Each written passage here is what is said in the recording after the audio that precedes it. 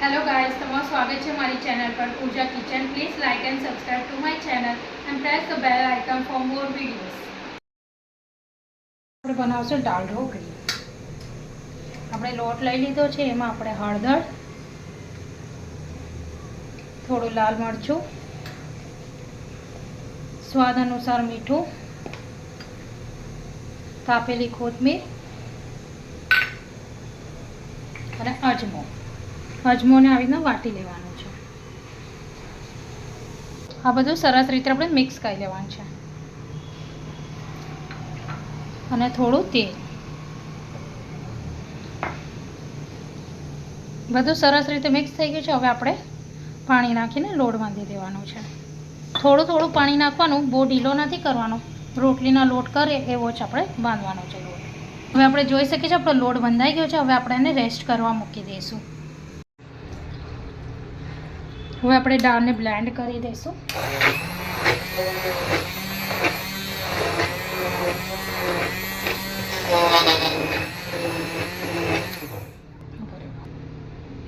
હવે આપણે આમાં સીંગ નાખી દઈશું. આપણે આમાં તજ, મરચાં, આદું, ખમણેલું આદું, ટમેટાં, કઢી પત્તો લીધો છે. બધી વસ્તુને આમાં સરસ રીતે નાખી દેવાનું છે. સ્વાદ અનુસાર મીઠું નાખી દઈશું, હળદર, બધી વસ્તુ સરસ રીતે મિક્સ કરીને હવે આને ગેસ ઉપર મૂકી દઈશું.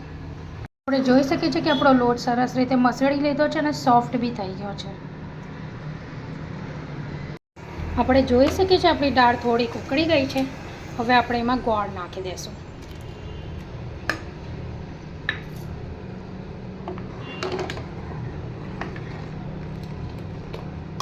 હવે આપણે આના ગુલ્લા કરીને વણી લેવાની છે. ગુલ્લા રેડી થઈ ગયા છે. હવે આપણે આને વણી લઈશું. હવે આપણે રોટલી વણી લઈશું.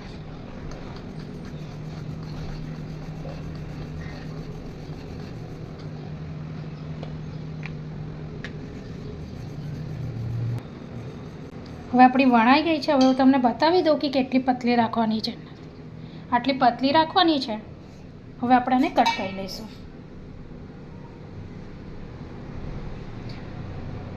બહુ નાની બી નથી કટ કરવાની, થોડી મોટી કટ કરશું આપણાને.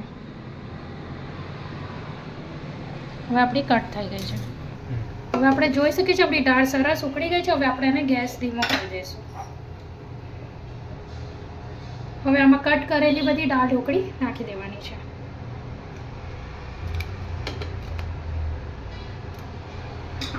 પછી આપણે આને વળવા હાથે હલાવી લેવાની છે. હવે આપણે જોઈ શકીએ છીએ આપણી બધી દાળ ઢોકળી નખાઈ ગઈ છે. ઢોકળી હવે આને થોડુંક મીડિયમ ગેસ પર આપણે આને ચડવા દઈશું, એટલે સરસ રીતે ચડી જશે, કાચી નહીં રહે. હવે આપણે આમાં લીંબુનો રસ નાખી દઈશું. હવે આપણી ચડી ગઈ છે એટલે એની પછી લીંબુનો રસ નાખી દેવાનો કરશું. પહેલાં તેલ લઈ લેવાનું છે.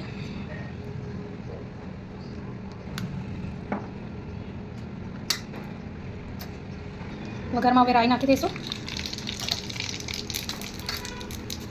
રાઈ ફૂટી જાય એટલે જીરું નાખી દેવાનું છે.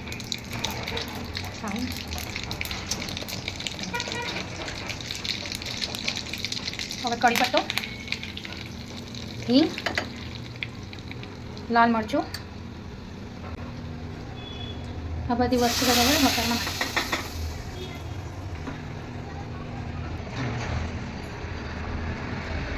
હવે આપણી દાળ ઢોકળી બની ગઈ છે. હવે આપણે આને કોથમીર નાખીને સર્વ કરી લઈશું. આ દાળ ઢોકળી આપણી રેડી થઈ ગઈ છે. તમે જોઈ શકો છો કેટલો સરસ કલર આવ્યો છે.